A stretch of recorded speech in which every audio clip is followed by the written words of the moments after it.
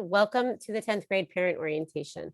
So the first thing we'd really like to cover and talk about is some housekeeping things. So you all have access to Parent Portal, which is our form of Infinite Campus. Infinite Campus is a way that you can check your students' attendance and monitor their grades. And so last year we began with what we call live gradebook, where teachers are able to input grades as they grade assignments and tests to keep you updated on how your student is doing in their class. Some teachers will update more frequently than others. So if there are no grades in yet, it might be because they have not had a test yet or a major assignment, but many will keep you up to date. Also, your attendance, the student, if they are missing a class for whatever reason, you'll be notified not only by the robocalls and those automatic phone calls that you may receive, but also you can check it on Infinite Campus that way. Because the grades were live last year, we did not have progress reports. We are happy to announce that this year we are returning back to the progress report. So that means in the middle of every quarter, so every 5 weeks, you're going to get a report. So the first one is going to be a progress report. And then the next 5 weeks would be the quarter grade. So they will begin this year, and they will actually be available next week as we are approaching the halfway mark already of first quarter. So please be on the lookout for that. You will receive a parent message and an email. I know you receive a lot of emails from us in the school, but that one is important because it is the teacher's initial way to contact you and to let you know how your child is progressing in their class. Sometimes they'll put a comment on there that says, please contact the teacher. So please make sure that you are reading them and you are checking them. We find them to be helpful in informing you of anything that's going on. Also, your student mostly is in all classes for Google Classroom in their academics. So that is something also that you can be the guardian of. So please make sure that you sign up and you check in with the Google Classroom. Your students also have a Google Classroom with their guidance counselor. So we started doing that last year. It's a grade Google Classroom. Mine is called Class of 2024 for the sophomores, Miss Riley students. Some of the counselors will have different names, but along the lines of something similar. And that's going to be a way that we communicate with your students throughout the year for important messages, for important meetings, to get them any materials that they need, and just another way in addition to email and seeing them in person. So there are two main portals to check. That's going to be the parent portal for the grades, the attendance, the progress reports, and the report cards. And then also you can be guardians in the Google Classroom for your child's academics as well. Any questions about that? No, great. Okay, so we are really excited to have the progress reports back. So please use them. We can check to see if parents check them. So please make sure that you use that as a tool. So the next thing we wanted to talk also about was the different academics and courses and opportunities that our school has to offer for your child.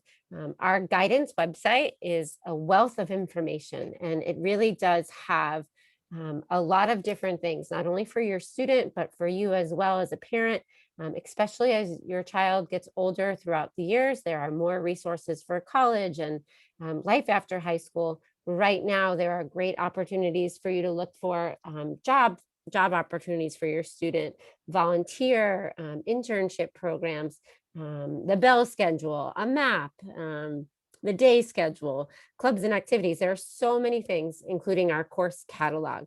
Our course catalog is going to list every single class that we have to offer for this school year. Come in the spring, it will show you what we have to offer for the following school year. We encourage students to really take some time to look at it because we want them to take ownership of their schedules. We want them to really think about what is it that interests them? What do they like to study about? What are the different things that we have in our school that they could really benefit from by taking that class? So we have a bunch of electives and different college level classes that are really amazing, such as college law, college marketing, college accounting, that students can pursue additional business classes that are a little bit more challenging and allow them to earn college credits for them. So we really want students to look into the course catalog, to look into the classes that are of interest for them. Classes will be, to talk about next year already, I know is crazy, but the way that we do courses for the following year is we'll meet with your students again around February, and we'll talk to them about the registration process. This is right at the end of the second quarter. And we will ask the teachers all to make recommendations for your child for the next year's class and what level is the most appropriate for them. As 11th graders next year, there are a lot of choices, and they have different, in each subject, they have different options available to them. So the teacher will make the recommendation, and then the students will meet with us and register for classes, and then they'll also have additional room for electives that I was speaking about before. Oh, you jump in, Mr. Neri? Go ahead. Yep. I'm just going to let you take a breath, Ms. Riley. So, and I think this year it's particularly important to, keep the lines of communication open with your child, because last year with us being on a hybrid schedule, the teachers were not giving as many assessments. So, students might feel this year a little overwhelmed in some of their classes, and just it's important for them to reach out to us and keep the lines of communication open with you as well. So, because we can make adjustments, if we need to. And I think, as Ms. Riley was talking about the recommendation process for next year, it'll be an important year, because it'll be more authentic this year with students back in school every day. So the recommendations the teachers give, and the input that us counselors give, and the input you as parents give to your child, I think will be very important, because we want, from this point going forward, we really want your child to have an appropriate schedule, whether that means taking, Regents level courses, honors level courses, perhaps maybe AP courses next year, or as Ms. Riley said, trying some of the college level elective offerings, or just any electives. It's important to get involved in the fine arts and business and technology. So all of that is important for this year. 要怎么把它变成只是声音啊？ We have question or no? Okay. Thank you, Mr. Neri. So again, if there are questions, please, you can raise your hand using the raise hand feature. You can unmute yourself and interrupt us, or you can type them in the chat for us to go through as they come up. So for 10th grade, and I know we were jumping back and forth between 11th grade next year and the classes, like Mr. Neri said, it is a very different year. The students were not here. Most of the students were not here every day last year. They were not taking exams with us in person. Sometimes they were taking exams at home. So it is definitely a different year this year, and we want to make sure their classes next year also are suitable. We have a question, so we're going to take it. Go ahead, Ms. Tarani. Hi, how are you, Ms. Riley? Good, thanks. How are you? I'm Cyrus's mom. I have a question. Whenever they can get credit for college for a class, is it possible that a parent can be notified as well? I know I went on the Farmingdale, I guess, University website last night and signed up for that. It was a little complicated, but it came from my son telling me last week, and I just happened to remember last night to do it. But is it possible that parents can be notified when there's a class that's eligible for such a thing? So it is in our course catalog that you can look up about those particular classes.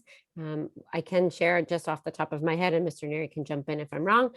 We do have 5 college level classes. So we have them in the business department right now. So that's going to be college management and marketing, college law, college accounting, and then there's a second college accounting advanced after you do the first college accounting. And then just last year, we started the college level social work for seniors for our social studies. So right now we only have 5 of those types of classes that are available, but every year classes do change and we do add some new ones. So it is something we would talk about with your student individually. You can also always reach out to your counselor and ask, as well as reference that course catalog. And I believe the teachers send something home in regard to the payment for, pursuing those college level credits. So that's going to come directly from the teacher of those classes also. Meaning you would give it to the students to give to the parent. Correct. Okay. I'm pretty sure it requires a parent's signature.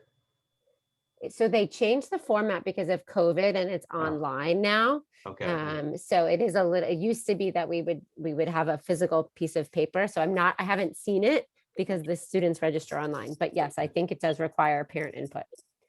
So, Thank and we you. have a couple of Yep. questions in the chat that piggyback that.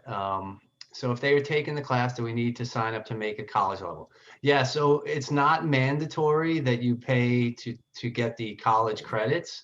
So you would have to do that. You would have to officially register and pay the fee in order for it to be eligible for college credit from, SUNY Farmingdale, and then whatever other college accepts those credits. The other question is, what is the difference between honors, AP, and college level courses? So an honors level course is touching upon the same curriculum as a Regents level course or a college preparatory course, just more in depth. AP courses have their own curriculum.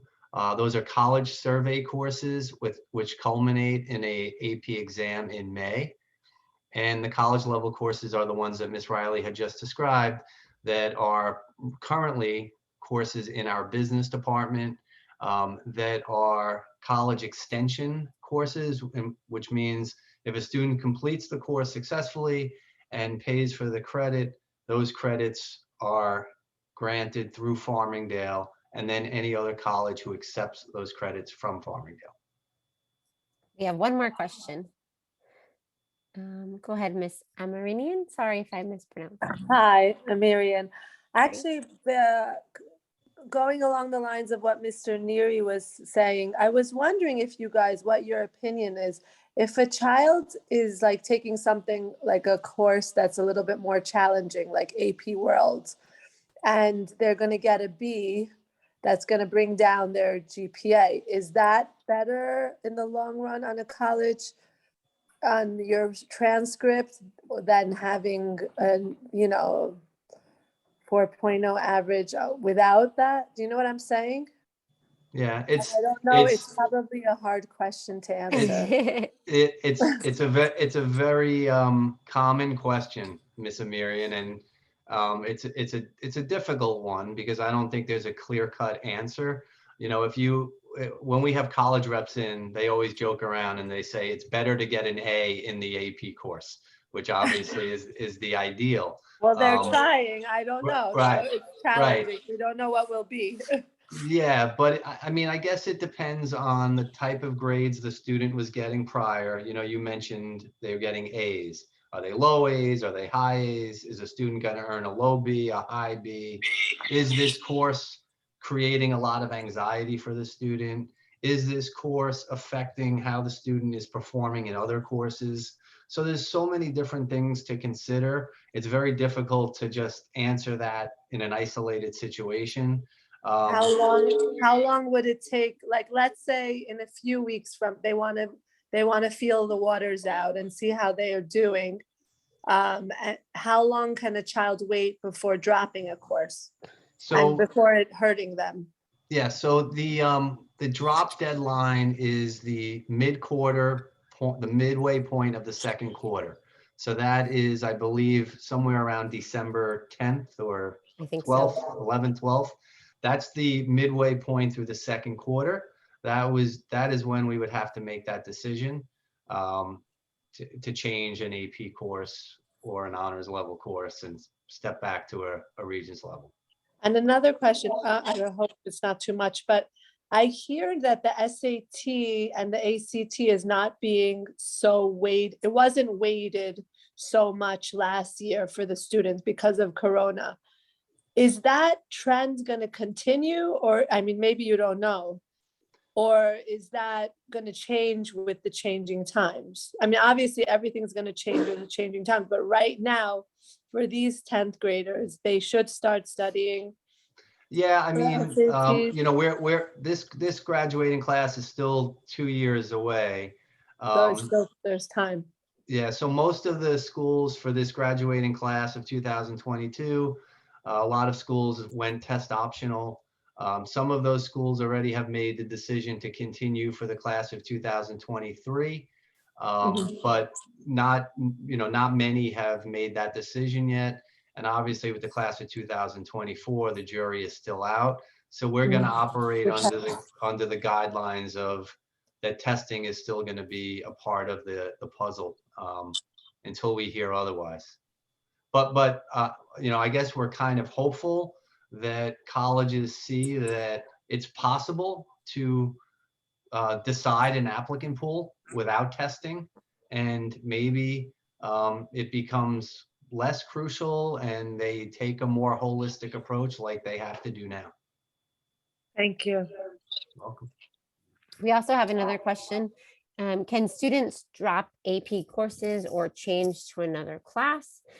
So we did talk a little bit about that just now. Mr. Neary mentioned if a student is in an AP course currently, they have until the middle point of the second quarter, which don't quote us on the date, but around December 12th to make that change. Additionally, like Mr. Neary had mentioned, this is a very different year for your students. And so we are seeing kids in the guidance office starting to panic a little bit because they just had their first tests really in many classes, because given the holidays and the way that the school started, we haven't had many consecutive full days. So we do encourage students to meet with their teachers to speak with them about how they can improve if their first test grade was not ideal, if they are feeling like this class is something that they can't manage. They will have the opportunity to drop, as we mentioned, but we do encourage them to have these conversations with their teachers and to really put in their best effort to make sure that they're making the best decision for them, for their schedule, for their experience in the class. So we try not to have kids rush to drop, but yes, if they need to, they certainly can. But again, that's going to be with a discussion with their teacher, with us, their guidance counselor, and have their parent involved as well. Yep. And just to add to that, obviously it's a collaborative decision, but also the caveat to that is there has to be schedule availability. You know, we could say, oh yeah, we can drop a course, but there might not be a corresponding course in that period where it's an easy switch. It might involve an entire schedule change for a student. So it's not something that we encourage. You know, it's not something we take lightly. We always try to have a student remain in the course if possible. Obviously, if it's causing a tremendous amount of anxiety, that's a different story. But again, it also has to be schedule allowing too. There has to be room in courses. So there's a lot of different variables there. Okay, so it looks like Dr. Holtzman has joined us. I'm gonna welcome Dr. Holtzman, and I'm going to say goodbye to Miss Riley, because Miss Riley is going to be actually attending her first open house for her son tonight. So we're going to let her go to that. Thank you, Miss Riley. Bye, Miss Riley. Thank you, Mr. Neary. Welcome, everyone, to tonight's orientation. I'm sure if this is your first time here as having a sophomore student, welcome to North High. If it's not, welcome back. Just a couple of things that I wanted to have you be mindful of. You know, the last 18 months, you know, has been a real challenge for our students, for our community. And so, you know, there needs to be, you know, a sort of a readjustment and reacclimation to school. You know, we were in the hybrid. We did bring everyone back towards the end of last year, but there's still that adjustment. You know, they're not having the school experience I think that they envisioned. I think we could all pretty much agree on that point. But now that we are back, and even though some events still have to be held in this format, the things like co-curricular activities and clubs, those are back, and I encourage you to have conversation with your child about getting involved. Being a part of the school community is a really important factor of being a student. Not so much in our school, but in any school. And I'm not just speaking of what it looks like on a college resume. I think it opens up opportunities for students to explore interests that they didn't even know they had, to enhance the interests that they already do have. It gives them an opportunity to meet new people, new peers that they might not necessarily have met otherwise. So we have over 60 clubs and co-curricular activities, not including the athletics. So there's always something available for students. The club list is on our website, and with the classroom code, they can read about what's going on in each of those respective clubs, and they can join anytime. There's never any cutoff for it. So being connected to the school, being connected to things outside the scope of the school day is a really important part of being a student, just in general. And the second thing is that I want to stress is, if nothing has been highlighted by COVID, it is certainly the mental health impacts that this has certainly taken. We can feel it as adults, and I'm sure many of us have dealt with some of these issues as well, but certainly on our students. So what I ask is that you be mindful of any kinds of changes in behavior, any kinds of changes in your child's academics. If you feel like they're withdrawn, if you feel like they're not doing the things that they would normally do, have a conversation with your child. If you don't feel like you're getting anywhere in that conversation, reach out to your child's guidance counselor, reach out to one of the administrators. We will mobilize and help you navigate through. We can put as much emphasis we want on academics, but unless a student is feeling healthy, not so much physically, but also mentally and emotionally, the academics aren't going to be there. So we need to find that balance between ensuring that our students are feeling good about themselves, that they are overcoming these fears and challenges that have been presented to them. We as adults are having difficulty navigating through it. We're talking about 15-year-old kids here. And so they haven't had the life experiences and don't have necessarily the maturity to be able to navigate through the way that we have, and even us, where we have challenges with that. So we have been placing a tremendous effort and focus on mental health over the past 4 or 5 years. We do Mental Health Week, where students are exposed to a number of different speakers, a number of different activities that help promote physical well-being, mental well-being. But again, our school psychologists, our social workers, our guidance counselors, administrative team, our deans, we're all here to help support you in anything that comes that may come your way that is either expected or unexpected. But it's important that we don't ignore it. It's important that we give it its due attention. And if we can help support you in any way, please do not hesitate to reach out to us. And that's all I wanted to share, Mr. Neary. Thank you so much for the time. Thank you, Dr. Holtzman. So that's a great segue, because the next thing I did want to speak about, along with students' choices for classes, is the importance of getting involved. And Dr. Holtzman spoke about it. And it's really important, especially now, like I said, as we resume, more traditional school where we're in school every day. It's important for, to enjoy school again and get involved in activities that your children enjoy or they want to try. And I always suggest to ninth graders to try as many different clubs or activities that they can, see which ones they really enjoy, and then pursue those in the subsequent years, 10th, 11th, and 12th grade. So last year, in a way, we lost a year in terms of activities. So maybe as 10th graders, this is their year to try different clubs, sports, activities, theater, music, whatever it is, to find their niche at North, a niche outside of just the academic classroom. So definitely, we're encouraging the sophomores to get involved, try things. If they know what their niche is, then maybe really invest, take leadership roles in those activities. Very important, not only from, a resume standpoint, but also a personal growth standpoint, as Dr. Holtzman also pointed out. The question is, when will there be a club fair? Unfortunately, because of the guidelines in place, we couldn't have an in-person club fair this year. It's typically conducted for ninth graders for ninth grade advisories. They did something remotely. We're going to have that posted on the school website. But for now, all of the activities with all of the Google Classroom codes, the meeting days and times are all on our website, on our North High's website. All of that information is there. So, please encourage your children, as we are doing at school, to get involved. A couple of other things. So we also have an advisory program, which is for 9th and 10th grade students. 10th grade advisory, very different than 9th grade. Our 9th grade advisory program is really a bonding situation where students really get to know some other students who maybe they wouldn't normally have an opportunity to do so.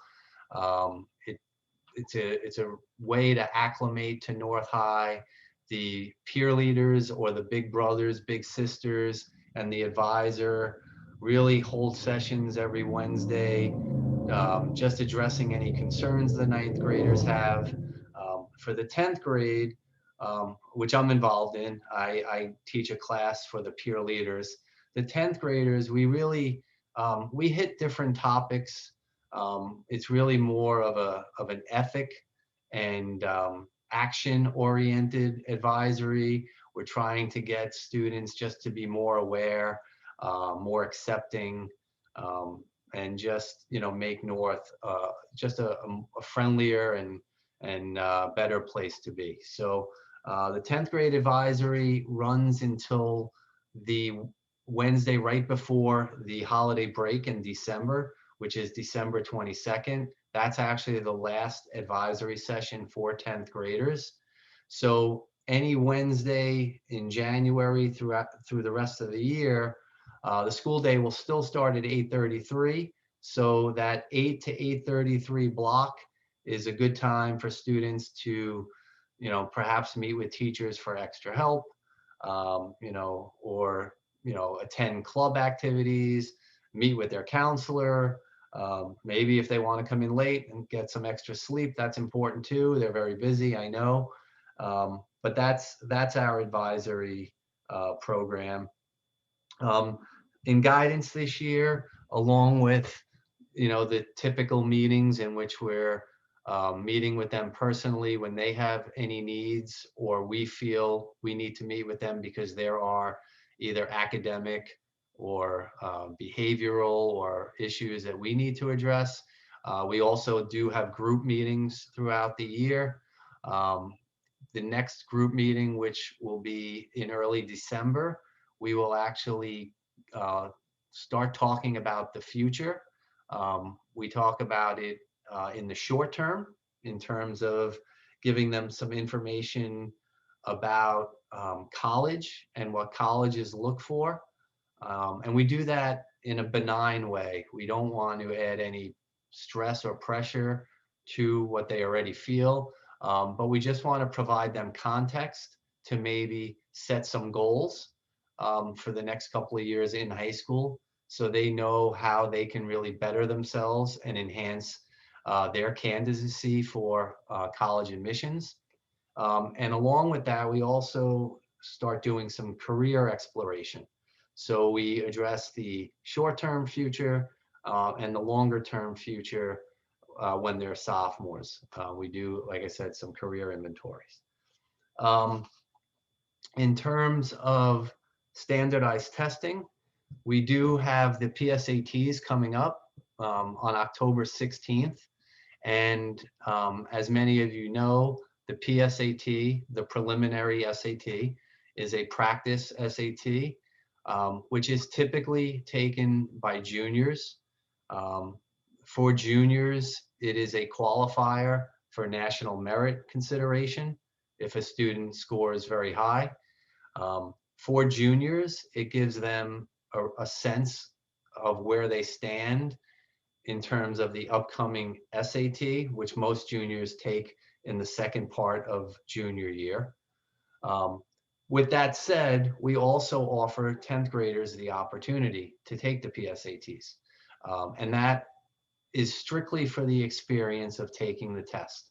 The exposure of the exam, taking it under timed conditions, taking it in a classroom with a group of students, really just for the experience.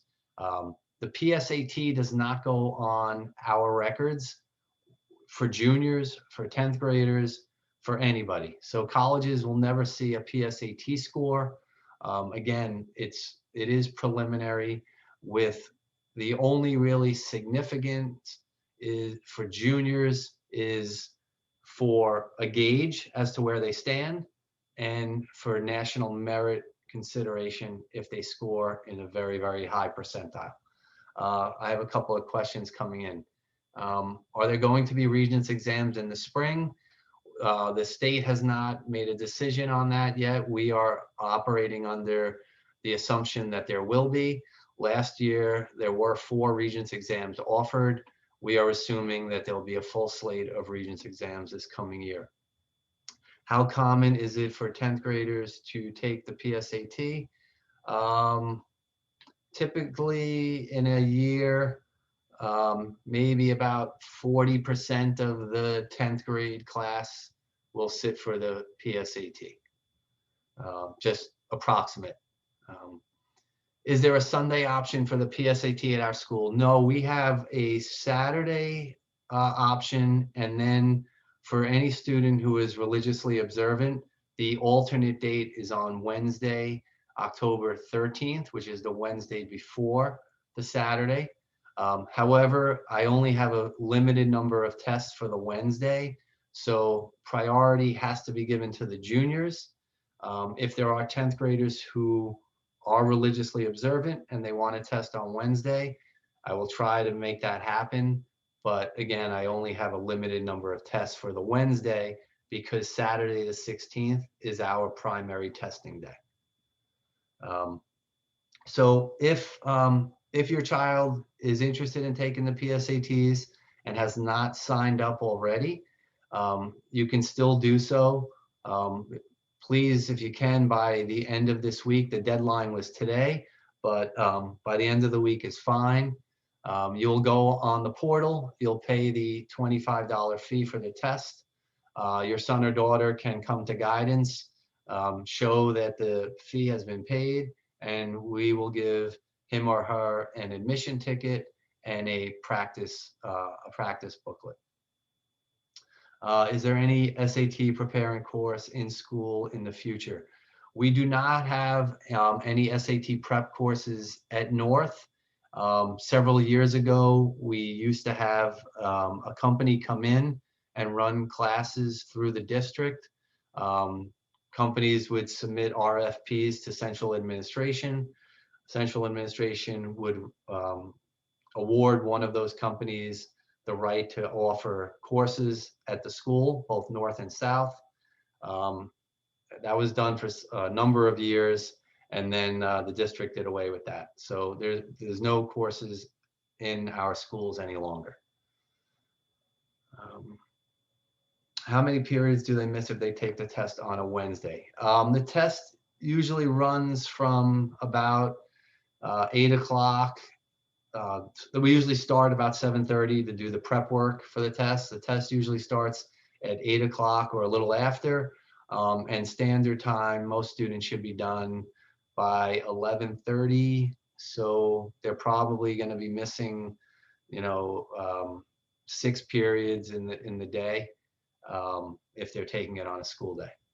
If they happen to have accommodations and have extra time, they'll end up missing probably most of the day, maybe 8 periods. So any other questions on the PSAT?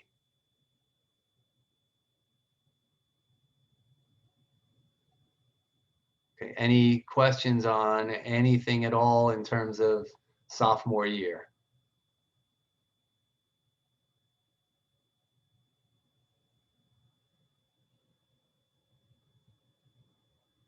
Okay. Okay. I mean, I guess the most important thing, and again, Dr. Holtzman stole my thunder a little bit, but I think communication this year is really, really crucial. You know, you can just see, and we've been meeting with students, you know, individually in groups. We've been popping into classes to give them information, and you can see that.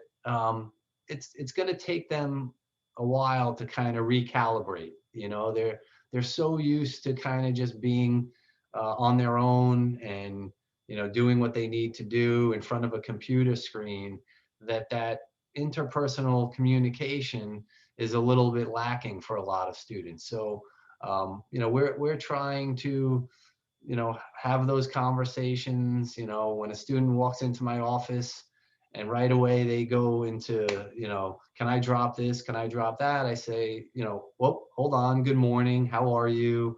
How's everything going? Try to, you know, develop that rapport, and just to have them, you know, better communicate. So I think the communication between us and the students, you and your children, you and I, and as parent and counselors, I think it's really going to be important. Um, you know, the silver lining of this is your children are 10th graders, so hopefully now they have 3 years of full, you know, full in-school instruction, and you know, we can look back at this by the time they graduate, and just hopefully it's a thing of the past. So you know, that's really it. We're here to help in any way. Please reach out. Don't ever hesitate. I have some questions coming in now on the chat. Let me just see. Can a student drop an AP class before December? Absolutely. December 10th or thereabout is the deadline for them to drop an AP course. That doesn't mean that a course cannot be dropped prior to December 10th. What we were saying earlier is we just don't want to make a quick decision if it's something that we're not sure about. You know, we want the student to really have every opportunity to see if he or she should be staying in the course, getting teacher input, maybe taking an extra assessment or evaluation to know for sure. But again, if it's very obvious that a course is not appropriate, the student is overwhelmed, you know, it's creating a lot of anxiety, then certainly we can drop a course definitely before December. Are they going to have Regents Prep classes? My guess is absolutely yes. Most teachers who are teaching Regents courses, they will actually do review sessions and Regents Prep in class leading up to the Regents. And then most departments also hold after school extra help sessions as well. Will parents get information about Regents when they will be? Yes, as soon as we know, that information will be conveyed to parents as well.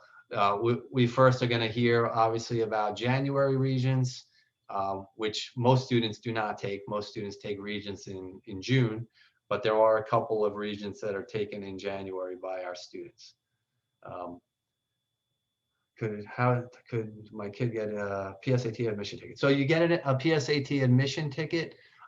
You go online on the parent portal. You pay a $25 fee for your child. Your son or daughter would then come to guidance, and we will give him or her an admission ticket and also a student bulletin, which contains a practice test. Which Regents are required for 10th graders? So 10th graders are, all 10th graders will take the Global History Regents exam. A lot of 10th graders will take a Math Regents, whether that is geometry, algebra 2 trig. I guess in some cases it still could be algebra. A lot of students will take a World Language Regents. at the end of 10th grade. And those are pretty much, and then I'm sorry, and then science, chemistry for most students, the chemistry regions as 10th graders. So there's definitely several regions for 10th grade. I know as a 9th grader, there was only 1 or 2, and there was a choice by families last year. Again, my guess this year is they will be required, and there'll be several regions exams.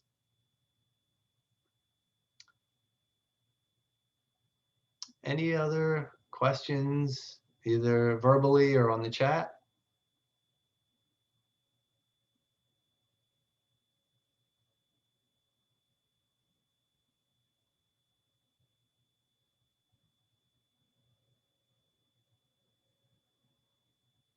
Okay, well, I want to thank everyone for joining our Zoom this evening.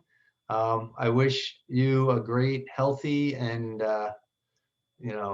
successful year ahead for you and your children. And again, we're here to help in any way we can. Please don't hesitate to reach out to your child's counselor, and have a great night.